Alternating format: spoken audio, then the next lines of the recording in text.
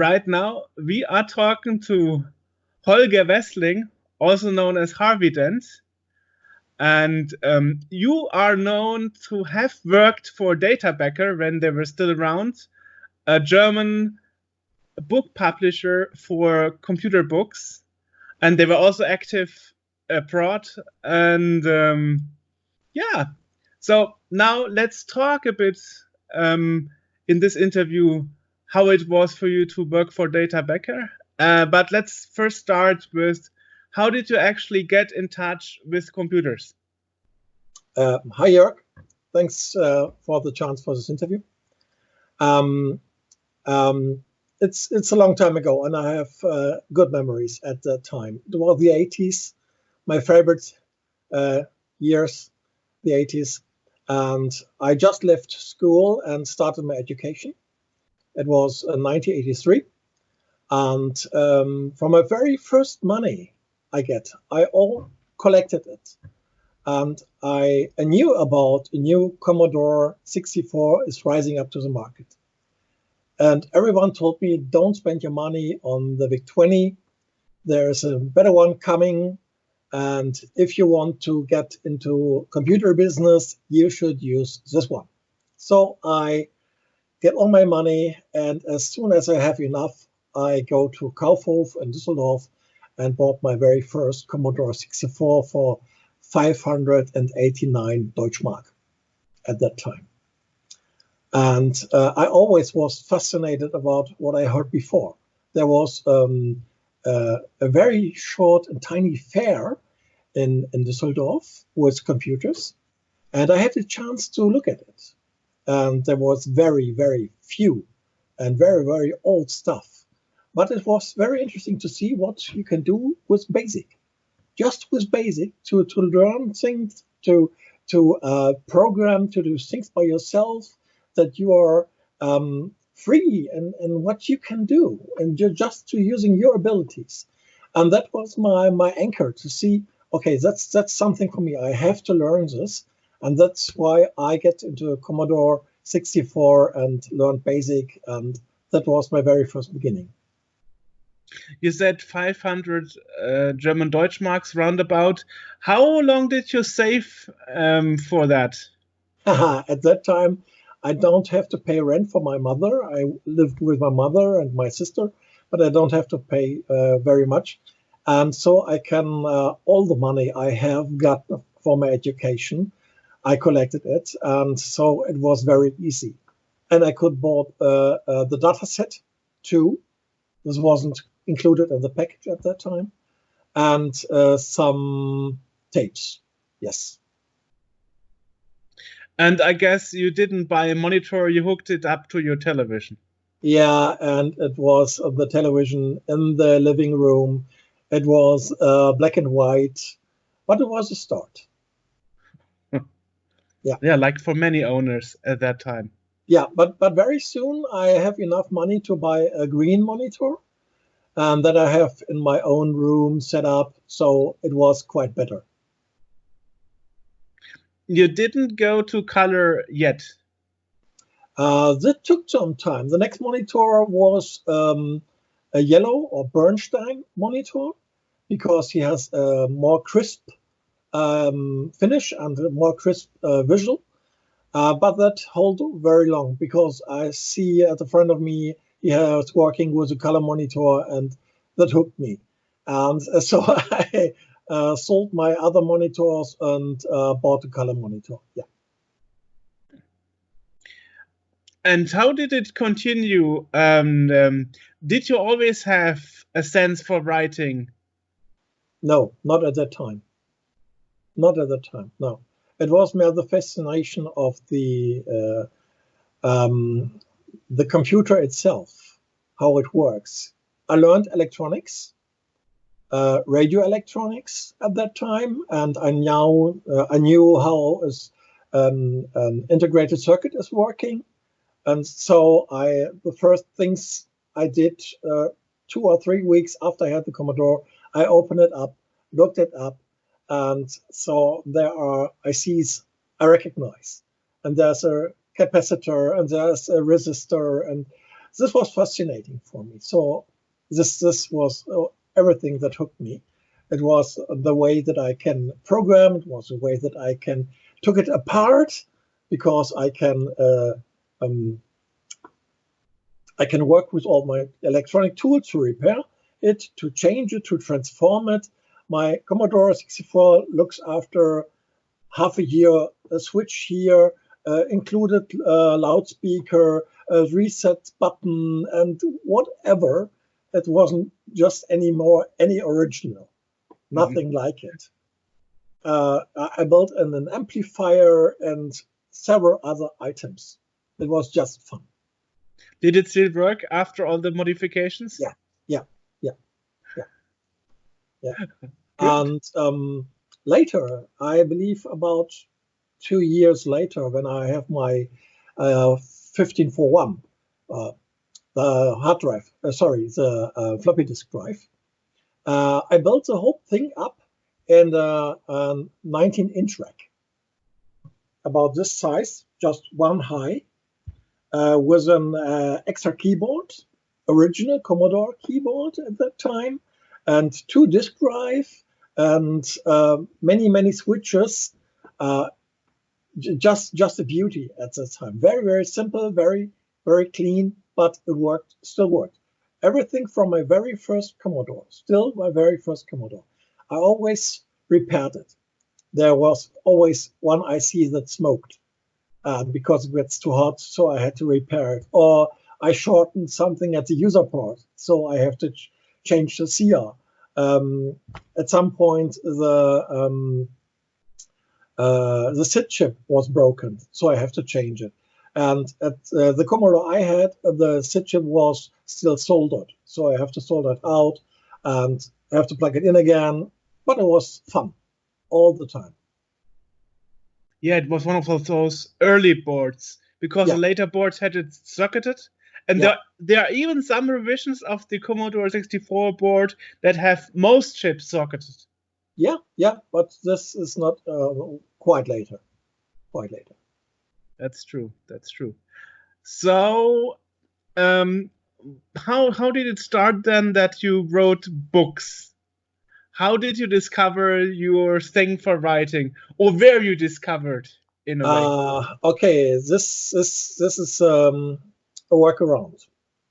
When I worked at my education at the Rheinbahn in Düsseldorf, where I made electronics, and at that time I get to know my colleague at Data Becker, who made product management for books and for software.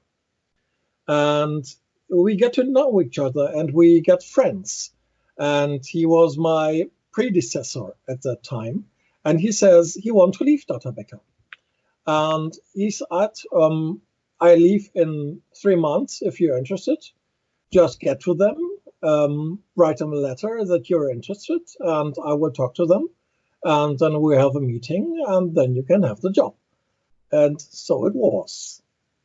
And I go to Data Becker.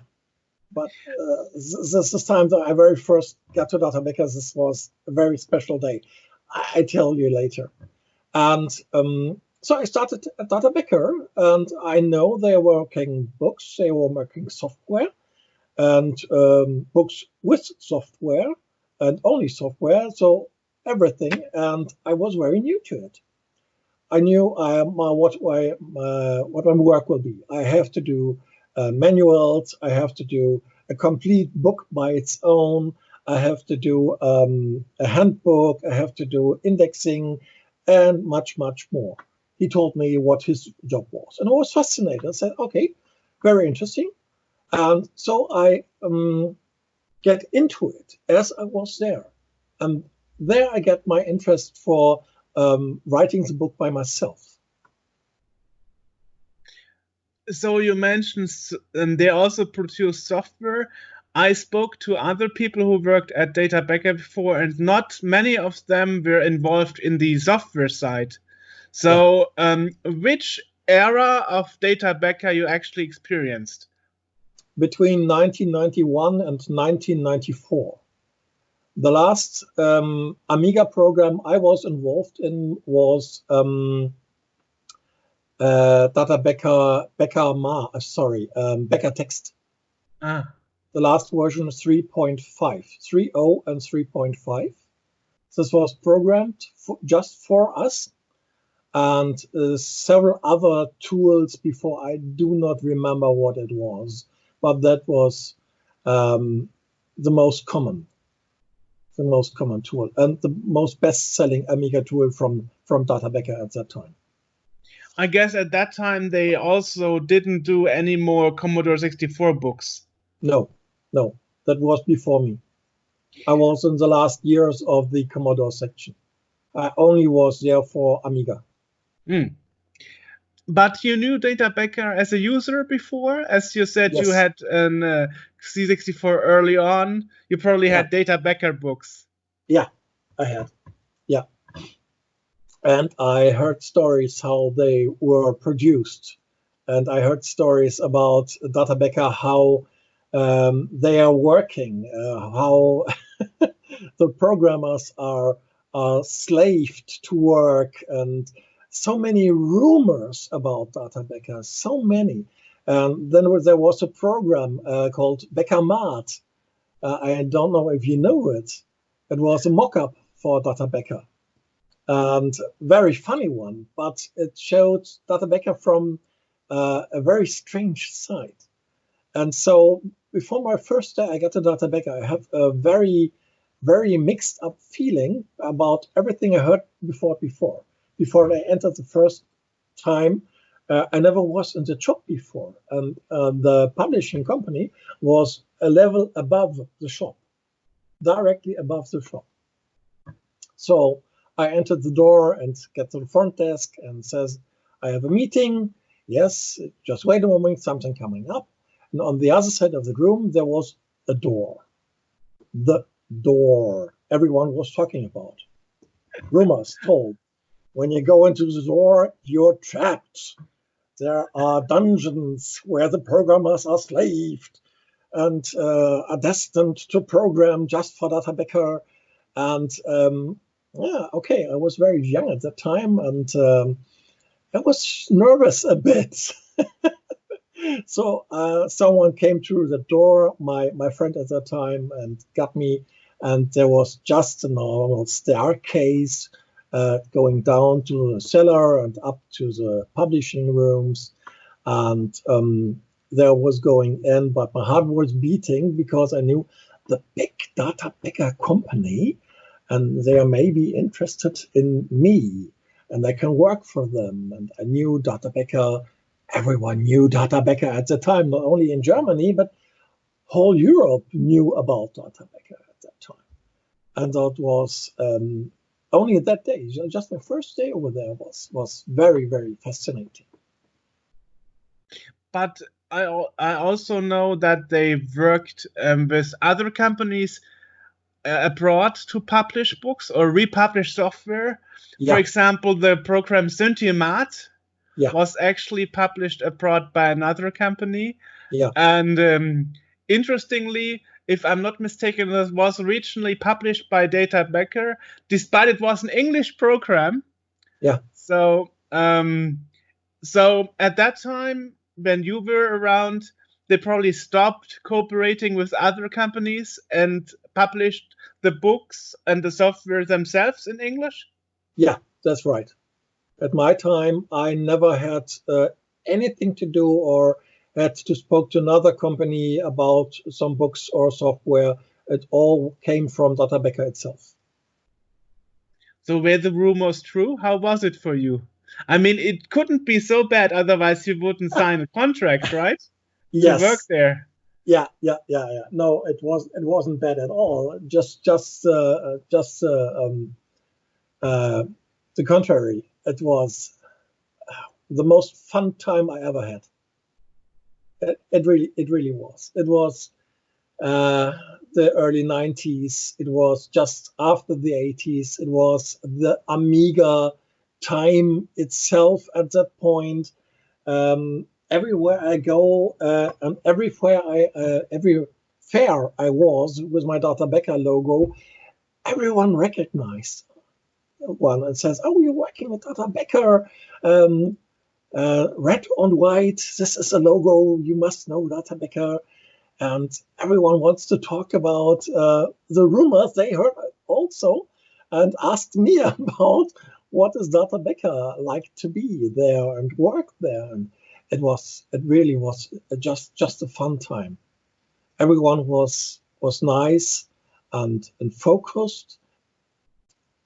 I never can say there was some kind of ass or some kind of, I would say, I doesn't like to work with that one. No, I can't tell. Everyone it was a nice working over there. Yeah, really, really good time. So how was the typical working day? My typical day. I must tell, not everybody knows. Data Becker was not from the start and alone there. Data Becker starts from Auto Becker. Auto Becker was a car selling company, a very big one in Düsseldorf, and the first company, as far as I know, in Germany who sold Ferrari and Bentley. And every day I have to go around through Auto Becker into the publishing company, into Data Becker.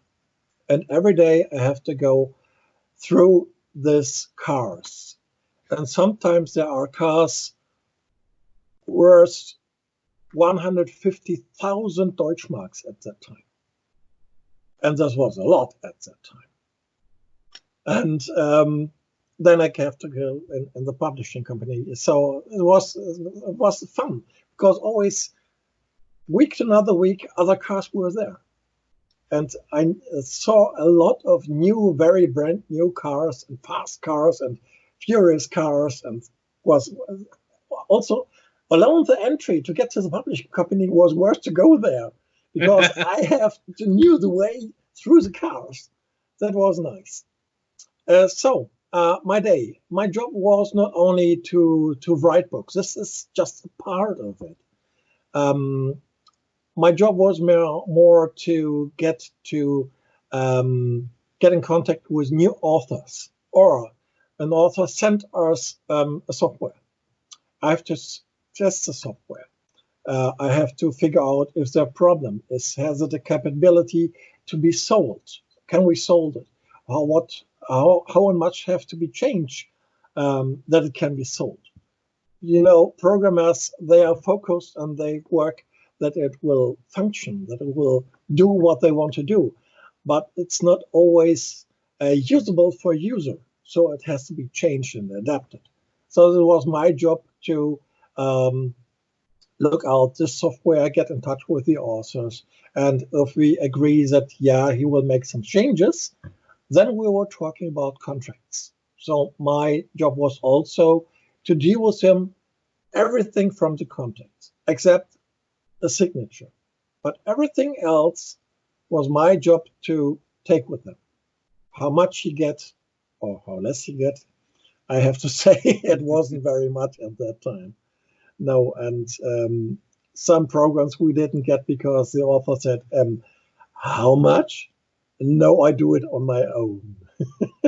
Understandable. Okay. And if we agree, I have to get to the manual.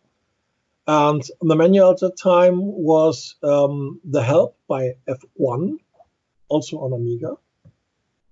It was also a print book, but totally different. So there was a lot of text to look up, to prove. I have to make beta tests of the program, some by myself, and I have to organize beta tests. I have to send the software to people who work for us who do beta tests and get me information back, and that goes back to the author or programmer, and so far and so forth. So till the program was at an acceptable level that we can produce it.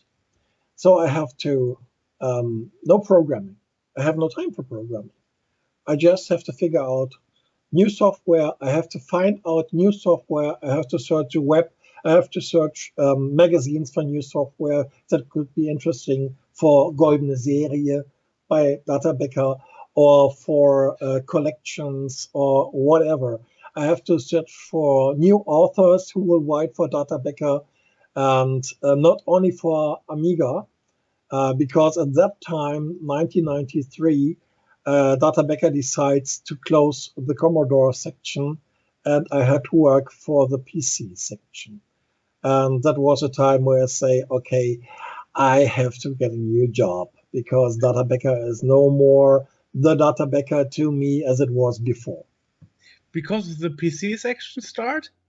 Yeah, and not because the PC section start, but they also changed the management. They changed it to American style. So let's say I have an idea for a book or a program, but it's not for my resort. Then I have to give the whole idea, everything for it, to the other resort, and they have to take care about it. Even it was my idea, and that is something I don't like. And if they say there's a program I have to do, I need to do, even if I don't want to, I am for this resort, and I have to do it. And at my Commodore times, I was just responsible for what I like to do, what I have to do, what I wanted to do. And that's what I liked. And not if I have an idea for a very good program, I have to give it away. There was a point where I say, no, that's not the company I like anymore. And that's the time where I changed. I spoke to Chris Spanik, who also worked at Data Becker before you, and he said there's this change of management style, and this suddenly focusing on working abroad, the American style, was maybe the reason for the demise and the bankruptcy of Data Becker. Do you think the same, or do you think the reasons are different? The reasons are different. The reasons are different. I think Data Becker doesn't cope enough with the new devices and the new users. They doesn't get onto the users what they want. Data Becker was more, here, take it or leave it. They started this way because there were no one else who delivered this. They get the new stuff from America. Mr. Becker always flew to America, gets the stuff to Germany. We make it ready for the German market or European market, and we were the only one. Okay, except some other publishing companies, but we were the market tier, and we have to sell it, and you have to get it, and that's it. And they stay on this all the time. I believe this was the reason they were going down. They were not flexible enough. Interesting. You mentioned earlier the Golden Series. Yeah. That were like software, like maker, business card printer, and so on. And it's interesting because there was a competitor in Germany that was Markt und Technik, who also did computer books, and they stopped some years ago, concentrating on home-crafted books, and then they figured out, okay, there's no market there. Now they return to making computer books and software, and now they also have books and software called Golden Series. Mm-hmm. So they copied the concept. Because Data Becker lost all his rights. Yes. Yeah. Ah, interesting. So that is actually the reason why. Fun fact: not everybody knows, but everybody knew the programs and the books from Data Becker. There are many with the ending "mat," like Datamat, like Printomat, like Automat. No, you know what I was talking about. And they managed to get pending on the ending "mat." Nobody else ever in the world, and they make the patent worldwide, that no one can use the ending "mat" for a description of a program or a book. That is why their synthesizer program for the Commodore 64 Synthemart. was Synthemart 64, and that is why Yes. they had to rename it for the American market. Yes. Okay, okay, interesting. Mhm. I was still wondering how they did it to get this done. It's fascinating, but it's fun. And the smart stands for automation, I guess. Yeah, it's a shortcut from automation. Yes. Interesting, interesting.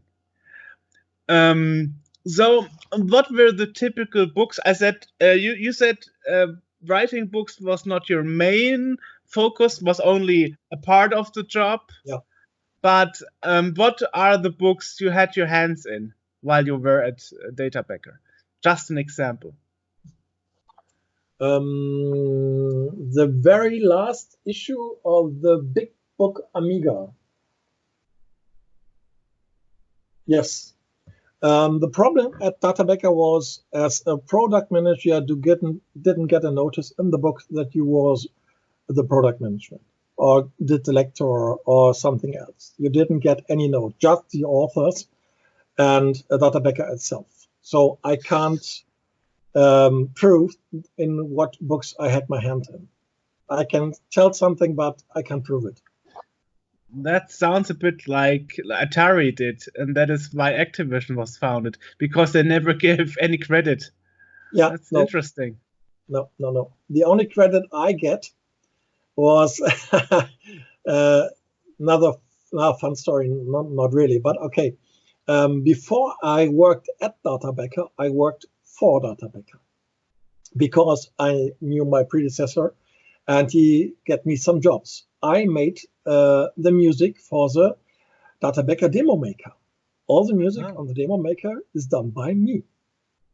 So that music is worldwide, and I knew there are many intros and demos with my music in the background. This was nice. And because of that, my name is mentioned. And because a second disc was produced for the demo maker with a pattern maker, music pattern maker. And I was involved in that because there is my name. But that are the only two ways to get my name to Data Becker. Interesting, interesting. But that isn't the reason you got the pseudonym or the nickname Harvey Dent, right? No. This is completely different. You never know, because this is on the time of my education. Okay. They search for a nickname for me, and my name is Holger Weßling. H-W, the first letters, and so together Harvey, it's slipped into Harvey.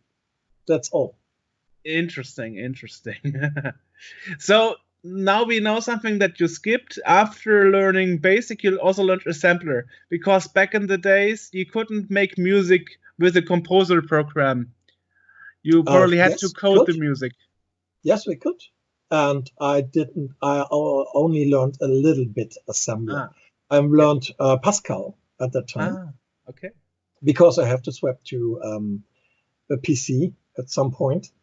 But not much of assembler. I knew something about assembler, yes, but at that time there was still a Pro Tracker available for Amiga. Okay. It was 1990s. So yeah, Pro Tracker. That was my program of choice for making music. So the demo maker was for the Amiga, not for the Commodore 64. Right. Interesting. Okay. Only. Yeah. There was no demo maker for C64. There are some, but not by Data Becker. No. Interesting. And who had this idea to make a demo maker on the Amiga? I mean, Data Becker, you wouldn't really link it to the demo scene in a way. No, not really. It was the predecessor of my predecessor. He was a very fun and a very strange guy, and he had good connections to the computer scene at that time. And he knew Delta from Red Sector, Florian Schröcker, who was the programmer, one of the programmers of the demo maker, and he arranged with him to had this idea to make this program. And in this time, my predecessor was at Data Becker. The program was developing and was brought out in 1991, I guess. So some month before I was there. I knew all about it because he asked me if I can do some music for it. So I knew about this. And I heard from all the rumors from the scene at that time. The scene was crying out, no, the scene will overswept with new demos and intros from nobodies, from lamers and so on. And everybody says, no, demo makers, it is the death of the scene, of the demo scene.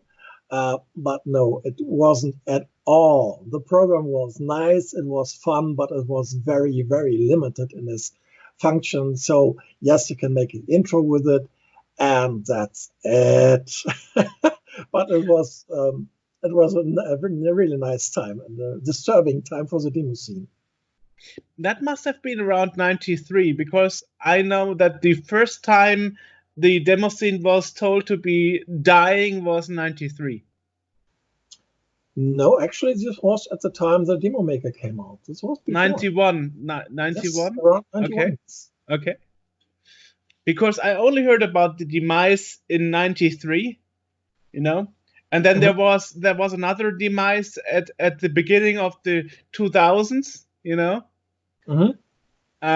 Interesting. I didn't know that even in 91 there was rumored to be. Yeah, but it doesn't hold very long. As soon as they saw the demo maker itself, everyone says, nice. And that's it. And everybody sees, okay, this is no match for a real coder who do really great stuff. This was nice. This was no, just too simple. Do you actually know if it sold well? Yes, it sold very well. I guess to users who just had cracks and wanted to make their own intro or something. That was the whole idea, so that everybody can feel like a hacker, like a cracker, like at that time, nothing else. Just a fun program, and that's it. If I remember correct, at the time, 20,000 units. That was a lot. Was a lot.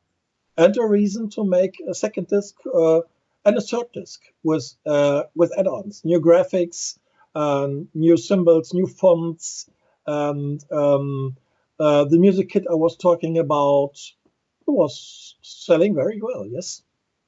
Do you remember which program you used to make the music? Yeah, ProTracker. ProTracker. Okay. Mm-hmm. A certain version, or just what you got your hands on in 91? It was one of the early versions. Yeah. I don't remember the version number, no. Because what some people don't know is that even though programs are around for 25 years, there are still people, making bug fixes and new versions and like 30 years later. And yes, so that's right. That's right. Yeah. So what were other things you were involved with, despite apart from the demo maker? Apart from the demo maker, Becker Text. Mm-hmm. This was a huge part, and a very, very good selling program, a text program from Data Becker at that time. And I really had to do a lot to do with it. It was a huge program with many, many functions. And this took a lot of time to take care about. Yes, that was a big one. And I didn't get credits for that as well. Not in the books, not in the program. Done by Lothar English. He was the main programmer. And the only programmer. He did the program all by himself. Yeah, it's interesting. with one of our editors from America. I just had a discussion last week where he said there's barely a word processing program that is any good on the Amiga. Yeah, yeah, and it sold very well too. I do not have the figures, but it was a big seller. We make version 1, 2, 3, and 3.5 because there was some functions missing and whatever. But it was really good selling. And the books for the program too. There was only books just for the Becker text. Now we spoke a lot about English and German books. How was the market besides the English-speaking market, like French or Spanish? I was not involved in that. And as far as I know, there was not many producers of it, because everybody says if you want to have it, you have to read it in English or German. That's it. Everything else, who will pay for it? And Data Becker says we already have it in English because we get it from America. We only have to translate it into German, and that's it. Get done with it. So no other languages as far as I know. Interestingly, we are talking about the early 90s and also late 80s. You know, Amiga was actually released in 85. Yeah. And back in those days, you barely had translation in programs or even games. Yeah. But there were a few exceptions, by the way. For example, Maniac Mansion and Zack McCracken. Yeah. Especially Zack McCracken sold a lot more in the German version than the English original. Interestingly. Oh, I didn't know that. But I guess that has to do with competition, in a way. Because in America, it was more Sierra. So anyway, as you were right, there were not many books and not many software that were translated into other languages, except perhaps English. You know. So how was it to work for Data Becker? Were there departments and the people were mostly doing their own thing? You were not really like working crossover with other departments? Very few. Very, very, very, no, not at all. Till 1993, till they changed the management style. Yes, everybody works in his own department and for his own purpose, yes. And was there no chance you could have found your way to get along with the new management style? No. Just wasn't possible. They wasn't flexible enough to get a job that I like to have. So I changed to BHV, BHV Verlag, and they gave me the chance. I can do whatever I like to do, whatever program I like to do, whatever book I like to do.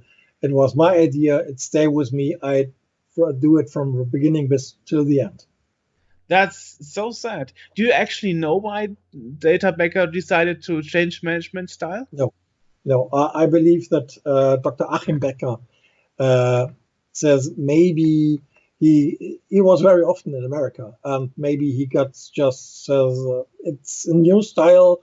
It must work in Germany too. Who knows? I can't tell. So you said you worked for another publishing company then? Yeah, BHV. Okay. And you also released books for them? Yeah, books and software as well. Can you talk a bit about that? I would like to know, how was it to work for them compared to Data Becker? As we know at the beginning, you said Data Becker was something like, wow, I work at Data Becker. And suddenly this changed and you said, okay, now it's not nice anymore. Now I'm moving to another publishing company. I wonder if you were as excited and as happy to work there as you were in Data Becker compared. Yes. Interestingly enough, I changed to BHV, and I wasn't the first one. The former sales manager from Data Becker was in the new the new publishing director by BHV. And so we knew each other. And not just me, and some other from Data Becker who all say, no, the company style is not mine anymore. And Mr. Schröder at that time get them all from Data Becker to BHV. So at that point, I changed to BHV. There were several people I already knew.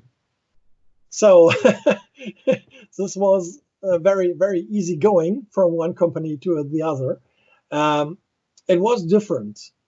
The look and feel was different because it wasn't Data Becker. Data Becker was Data Becker at that time. The company, the publishing company in Germany, nothing else. And BHV was going to be fourth or fifth after Cybex and Markt & Technik and Edison Weßling and then BHV. But Michael Schröder at that time was getting people to get BHV in a better place. So yes, there were guys I worked before.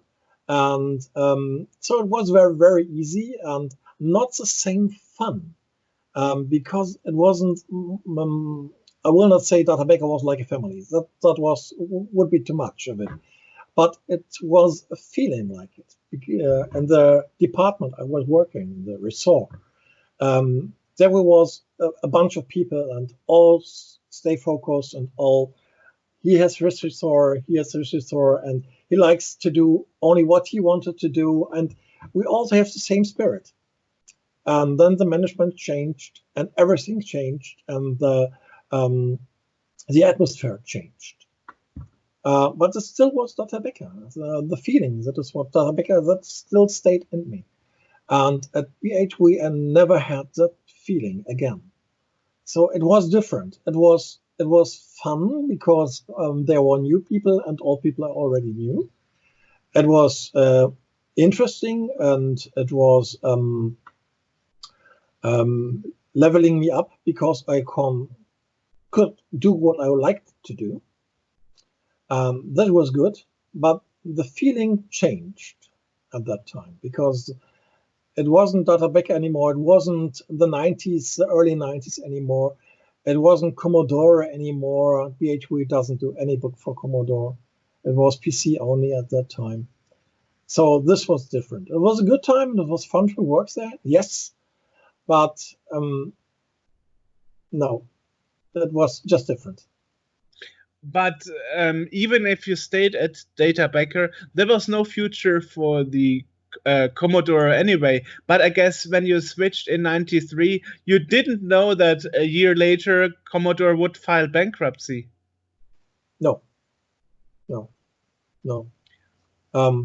I thought they was so smart to bring out new products that will last and will stay and will race on the market. But they didn't. They tried, they failed. Happens. The Commodore 64 game station, for example, wasn't such a smart move. yeah, but much too early at that time. Yeah. So you worked for PC books at that company? And software. Mostly software, books not so much, but yes, as well. How long did you work there? At BHV? Mm-hmm. At Data Becker, about 3.5 years. At BHV, about 2.5 years. And what was the reason to stop there? Also management style? Another publishing company came to me up. I get in touch with them, and they asked if I am interested to work for them and for better money. And I said, yes. Wow. That's simple. So you have been headhunted. And not in that kind of way. No, we just met on the fair and we have a talk, and they knew about the books and the software I brought out, and they said, okay, that's the man we're looking for, and now work for us. So what was the next publisher then? Called Media Globe. Not as big, Okay. but at that time, fun company, very, very small company. It was 6 people. Wow. And BHV, as I left it, was about 70, 80 people, around that. So quite a difference. But I was a head of the department. So yeah, okay.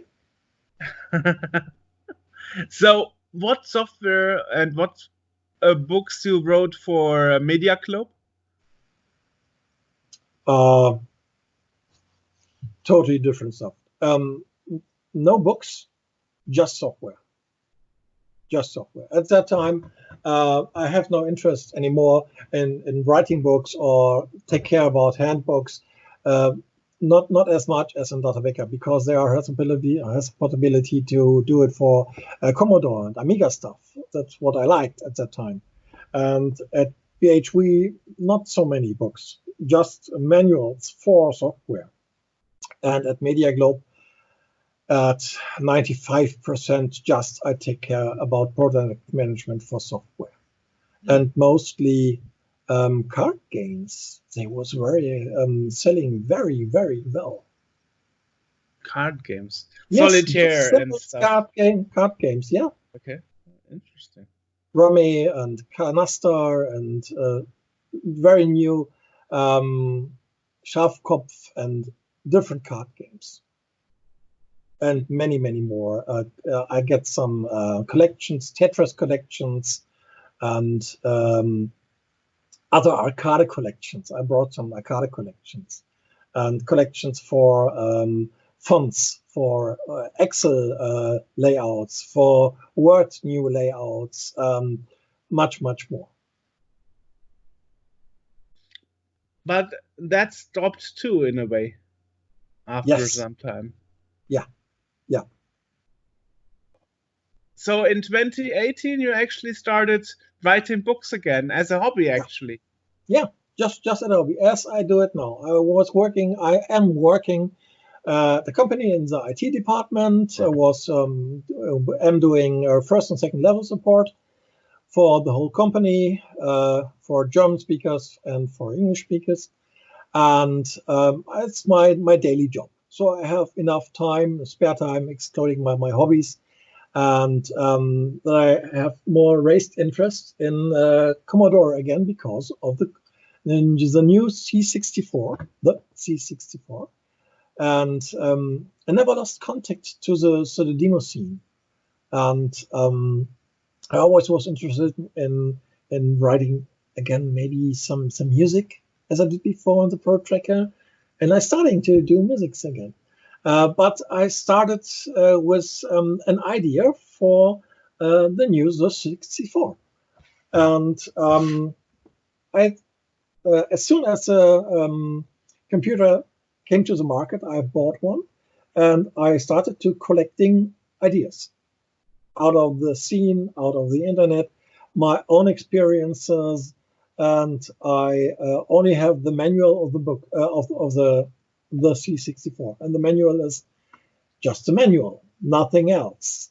And I said, this is not enough. There, as Data Becker, you can write a book for a program. You can write a book for a computer. And just like the C64 intern. By the way, it's the best-selling book at Data Becker ever. About several 100,000 copies was sold by a 64 intern. You can't imagine how many books that are. It's a huge number. No books ever sold better than the C64 intern. And so I say, okay, there's a market for another book. And so I started writing and get this book done. And in German and English, it's available also as ebook. And it was so much fun writing and collecting this stuff and get to in touch with other authors, because this is not all done by myself. There is assembler code I needed. There are programmers who programmed new software for the C64 or new hardware for the C64. And so I have to get in touch with those people and get the rights to use their code and to use everything else from them to use it in that book. And it was sort of feeling like before.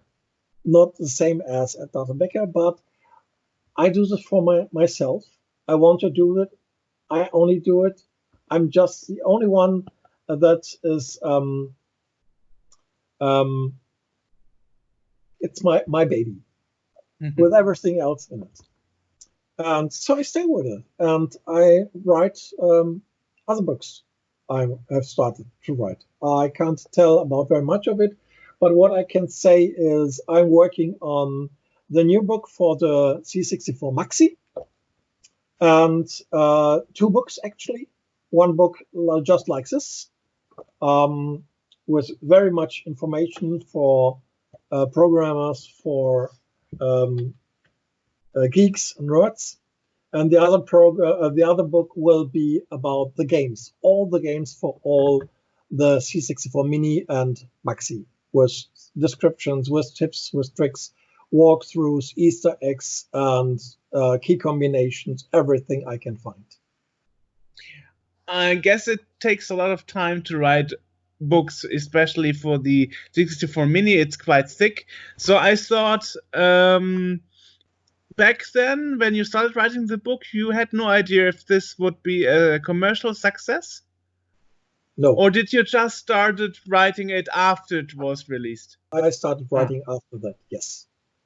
Yes, and I just did it for fun because I like to do it. It was just writing and getting things together and setting up the book and make the index, and it felt like I was a lecturer before, like a product manager for software. It's a kind of feeling came back, and that's what I'm missing. But this job I done at Data Becker, as far as I know, it doesn't exist anymore.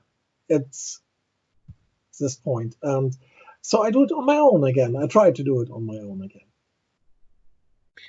And the decision to make the book in two languages, English and German, was done right from the start? Yeah. I always did it together in both languages. That's very nice. It's easy because some texts I already get in English, some texts I already get in German, so I mixed them together. Interesting. So yes, so I guess part of the work is already done by the authors. Yeah. Right. Yeah. Right. Yeah. So as the C64 Maxi is quite similar to the C64 Mini, of course it has a real keyboard and so on, but actually the software, the games in it are quite similar. Yeah, excluding 8 or 9 are different. Yeah. Right. And also there's a difference because, for example, in the C64 Mini firmware, you actually in the latest one, you actually get an extra game with it. That would be Farming Simulator. Yeah, right. But it's not on the Maxi. There are many differences too. The Max has also built in VIC-20. It's also built in, you can switch between PAL and NTSC. The Mini were in two versions, the European version and the market for American version, where different games were on it. Mostly the same, but there are differences. And more USB ports, and the mainboard is completely different. It's quicker, and we're working on a way to cheat it a bit, so we can use not a super CPU like on the C64, but something in that direction. Someone is working on it. So, and that will come into the new book. The book will also go down to the hardware level. Yeah, very deep in it. Ooh, interesting. Mm-hmm. which makes your education, you're into electronics, No, an I'm advantage here. depending on nerds who do really know the stuff and really know the new layouts and the integrated circuit they are using. I'm not into this anymore. No. Okay. So you didn't modify your C64 Maxi like your Commodore 64 back in the early I 80s? will if I have the chance to. Yes, I will. I will do a reset button just like before and some other stuff like an external audio device or something else. And there are already modifications out. Just search the internet what the people already done with it. It's fascinating. Interesting. So I wonder, do you have any plans after those books? Yes. Will you still be doing this in 10 years? I like to, yes. I like to do so many books that I can leave the company I'm working now and do this full time. Yes. Really? I'm working my way in that direction. Really? Mm-hmm. Well, the good thing is you already have a name, right? Sort of. Well, when I met you at the Amiga 30, you were not like unknown. Yeah. At the time at Data Becker, I still have contacts from that time. Like Chris Hülsbeck, I knew him because of Data Becker, and we met on Commodore 1992 in Cologne. And still, since when we knew each other, and some other names that in that time exists. So yes, I'm not an unwritten paper. Yeah. And do you think that, I guess you think there is a chance to make this full time again, but I guess books as a media, isn't that kind of dying out now, looking at things like Kindle and so on? No. Au contraire. And the experience shows these books sold 10 times more, at least 10 times more as a paperback than as an ebook. Interesting. Okay. And I asked users about it everywhere I was, and demo parties, and everywhere I have the chance to, and everything, yes, they want to have a book in their hand where they can feel and smell the paper, just open it up, get to the right page, making a note in it, or making whatever. They are very much interested in real books. Yes, they are. Interesting. Mm-hmm. So you want to move more into the direction of self-publishing, not working for a publishing company again? No, I will go both ways. Because I'm working very well with the publishing company who made the C64 Mini. It's Retro Games Limited, and they are together bounded with Andrews UK, who made this book. So, and they asked me if I can do some other books for them. And I said, I have ideas for books for other computers, for other things, whatever. And they say, yes, we're interested. Just give us, and we're publishing nearly everything you give us. Nice, so nice. This is very, very, very nice doing with them. Yes. And besides, I have some projects. I was working as a self-publisher. Yeah. Just asking because publishing on demand is a big thing in the recent years. Mm-hmm. Yeah. I mean, nowadays you don't have to, go to a printing company and like make an order of 1,000 units. No, not necessarily anymore. Yeah. Put in the finance in advance and hoping that you sell to make a profit. This is done print on demand. The company is doing exactly that way. Print on demand. Interesting. Yeah. Great. Well, if I didn't miss anything, that would have been all my questions so far. Okay. It was very nice. Thank you very much for taking the time, and it was fun. Good luck for the future. Yeah. and stay healthy. Yes, you too. That's the words nowadays. Stay healthy. That's the word. Yes. Thanks a lot. Bye bye. Bye.